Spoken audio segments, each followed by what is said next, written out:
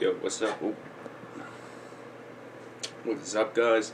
I decided I would do a quick little kind of like it's just my opinion on a couple of different albums. If you know the YouTuber reviewer by the name of the Guest Nation, you know he does these quick little reviews of albums he can't make a full review on. So that's what I'm going to do. The topics this week will be Dead Kings by Katatonia, Devin Townsend's Epic Lab, and one of my favorite bands, Between the Buried and Me's, Parallax, 2 Future Sequences. And I might throw one in at the end. So let's start off with Katatonia, the Dead Kings. Katatonia are a Swedish doom, atmospheric, ambient kind of, I'll keep it with that whole gothic metal sense, but pretty much gothic doom metal band. And I really enjoy Katatonia. They're one of my favorite bands, and Dead Kings is their newest album, and it's a really nice album. I love the sound of this band. It's melancholic, it's angst-filled, it's depressing, but it seems to pick you up just as it ends, and that's what I really love about this band. Now the album starts off with The Party, a great track to open the album. Starts off really heavy with some good, thick, slow, heavy, crushing riffs. Then we get into the ambient kind of section over some slow singing, some nice string ensemble. And that's something I really like are the keyboards in this album. They're atmospheric, they bring in this kind of bleak kind of sense to the album, but still it's a very enjoyable album.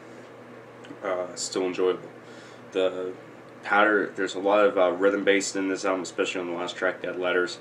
There's a couple of really good guitar solos.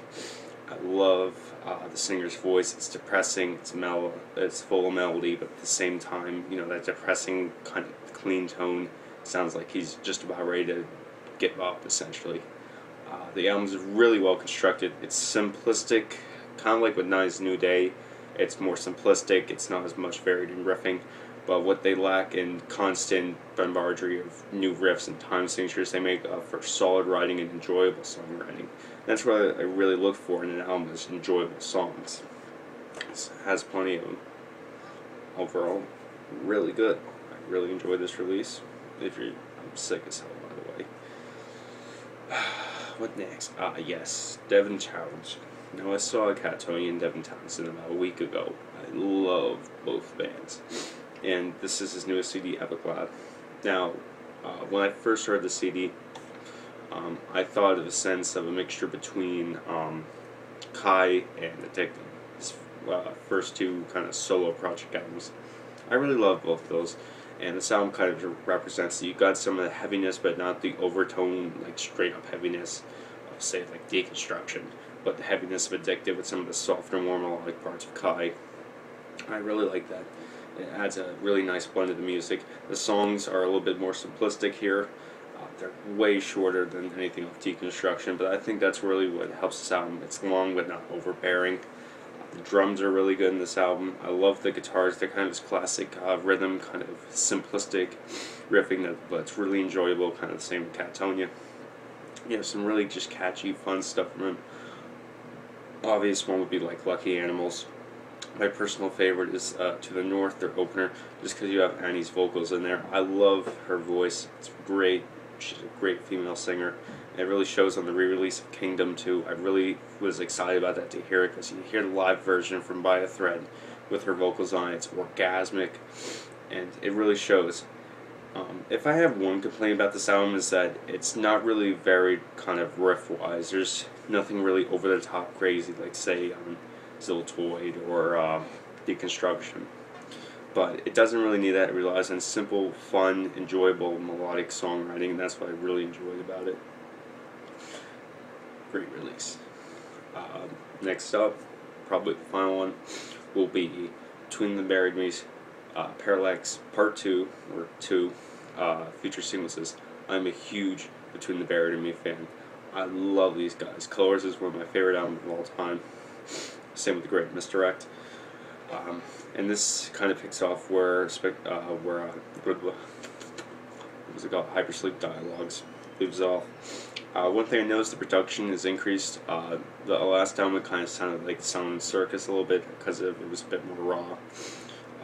Everything's really well organized here. You can hear the guitars perfectly, you can hear the bass perfectly, nothing's overshadowing nothing. The vocals are mixed in just right of Tommy Rogers' vocals. Songwriting wise, it starts off with kind of like their typical slow intro track that goes into one of my personal favorites, Astral Body. I really liked as they picked this for like the main songs because it's shorter than their other material. It's only 5 minutes long, but it really, in those 5 minutes, they're able to do what they could do in a 10-minute song. Excellent lead guitar work, great bass. Tommy's clean vocals, probably the best they've ever been right now. I love Tommy's cleans on this album, they're great. The keyboards are something that's always been in between the Barry Demise music, but it's never been like right up there. They're much more prominent in this release, especially on the first track, Astral Bodies. The bass is great, it's nice in there. They have an amazing bassist. The guitars are excellent. I really like the lead sections. It's progressive, but if you look at a track like Teleos, you can also tell they're kind of going back to like their first 2 albums, Sound Circus and their self-titled, where they have these just really heavy fucking riffs that aren't based around too much melancholic melody, or even that of just complexity. And that's why I really like so much just straight up headbang riffs, like in Telos. This album also has a bunch of like little filler tracks. These aren't filler in a bad way, but they're like little ambient tracks that kind of separate each of the major tracks.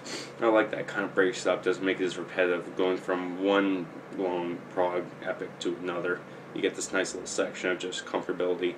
You have the long songs in here. Another thing that I like about this album is just it has direction. That's one of the problems usually people complain about, is that even though BTMA are a great band, they usually have no direction when it comes to going when you're on the journey through the album. Prime example would be Colors to some people, where they're kind of blended, going from one idea to the next, not sticking with a permanent choice. Here, they do it perfectly. The album becomes extremely enjoyable and is worth repeated listens. So overall, that's pretty much it. This was really short and probably could use long reviews, but my camera's been fucked up because I'm using a fucking iPhone. I really need to get like a FaceTime camera up here. But overall, these were all excellent albums that I really enjoyed. By the way, please come back to the States between the Barry and me. I missed you on your last one, Summer Slaughter. I'm currently kicking my ass for that. Please. So overall, September and October have been excellent for metal music, especially in the progressive and the ambience department.